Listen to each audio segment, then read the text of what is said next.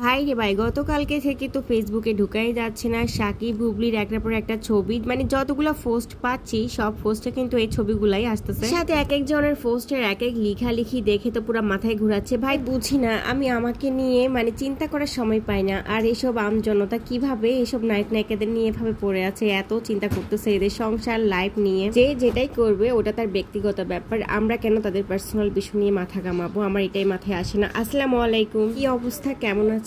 আশা করছি ভালো আছেন। বেশ নতুন আরেকটা ভিডিও নিয়ে আজকে আবার চলে আসছি আপনাদের মাঝে। আশা করছি ভিডিওটি ভালো লাগবে। এই তো ভিডিওটি শুরু করছি আজকে রাত থেকে, আর রাতের বেলা বারান্দায় এত সুন্দর লাগছিল, লাইটিং করা ছিল পুরো বারান্দা। বাড়িওয়ালার ছেলে রাগদ হয়েছিল, আর সেই উপলক্ষে কিন্তু পুরো বিল্ডিংটাকে এত সুন্দর করে সাজিয়েছে। এদিকে সবাই দেখতে পাচ্ছেন নানু আর নাতিকে, আমার আম্মু আর আমার ছেলে বারান্দায় দাঁড়িয়ে কত সুন্দর খুনসুটি করছে, মাশাআল্লাহ। তো ভাবলাম এত সুন্দর এই মুহূর্তটাকে ক্যামেরায় যদি বন্দি করে না রাখি তাহলে কি হয় বলেন। আর আমিও একটু হাত দিয়ে ভিডিও করতেছিলাম।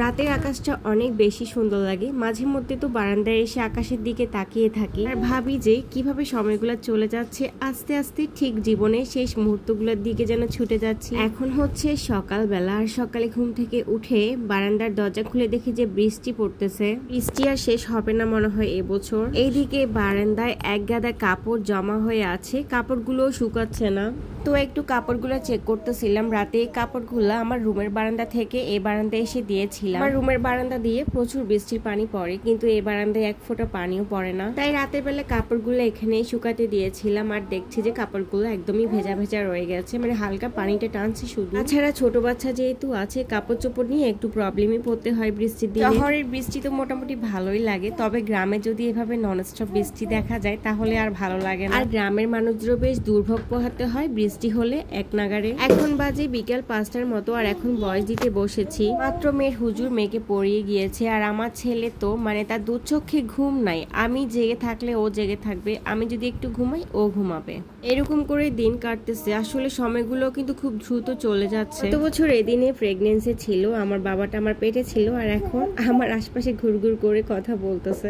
এইদিকে অনেক বেশি বৃষ্টি থাকায় মেয়েকে স্কুল থেকে আমি আনতে পারিনি, তাই ওর বাবা ওকে বাসায় পৌঁছে দিল। যাই হোক, এবার রান্না বান্নার পালা। সকাল সকাল একটা ইলিশ মাছ ফ্রিজ থেকে নামিয়ে রাখছিলাম, আর আজকে কচুর মুখে দিয়ে ইলিশ মাছ রান্না করব। কচুর মুখে দিয়ে ইলিশ মাছ খেতে আমার ভীষণ ভালো লাগে, তবে খুবই কষ্ট লাগে। এই জন্য আমি নিজের হাতে কচুর মুখি কখনোই কাটতে পারি না, কারণ আমার হাতে প্রচুর চুল। যেহেতু বাসায় আম্মু ছিল, সো আর কাটাকাটির তো কোনো ভয় নেই, আম্মুই কেটে দিয়েছিল। যাই হোক, আমি কিন্তু বাসায় কোনো মাছই কাটি না, সব মাছই বাজার থেকে আমার জামাই কেটে নিয়ে আসে। ইলিশ মাছ কাটতে খুব পছন্দ করি, আর ইলিশ মাছ এত সহজে কাটা যায়। ইলিশ মাছ তো এভাবে গোটা গোটাই সবসময় ফ্রিজে রেখে দিই। এদিকে রান্না বসিয়ে দিয়েছি, ভাত তো প্রায় হয়ে আসছে। ইলিশ মাছের মধ্যে ডিম হয়েছিল, আর ডিমগুলা কেমন জানি থেতলে গিয়েছে। তো যাই হোক, ডিমগুলাকে আমি একটু বেশি করে পেঁয়াজ কাঁচামরিচ দিয়ে ভেজে নিয়েছিলাম। তো পুরোপুরি ভাবে আসলে রান্নাগুলো শেয়ার করা হয় না, যেহেতু খুব দ্রুত কাজগুলো করতে হয় ছোট বাচ্চা নিয়ে, এই জন্য সব রান্না ওভাবে করে শেয়ার করতে পারি না আর কি। যতটুকু ছোট ছোট ভিডিও ক্লিপ নিই অতটুকুই কিন্তু আপনাদের সাথে শেয়ার করে থাকি। আর অত বেশি ভিডিও করতে গেলে আসলে রান্না বান্নার অনেকটাই দেরি হয়ে যায়, আর তাছাড়া ভিডিও অনেক লং হয়ে যায়, কেউই দেখতে পছন্দ করে না। তো আগের দিন রাতে একটা রুই মাছের লেজ বেঁচে গিয়েছিল, লেজটাকে আর ফেলে না দিয়ে এভাবে একটু হালকা তেলে ভেজে তারপর ভর্তা করে নিচ্ছি। এমন মাছ ভর্তা খেতে তো কি পরিমাণ মজা, গরম ভাতের সাথে এই মাছ ভর্তাটা থাকলে তো আমার আর কিছুই লাগে না। লেজটা সাইজেও বড় ছিল, আর আমিও একটু বেশি করে পেঁয়াজ রসুন দিয়েছি,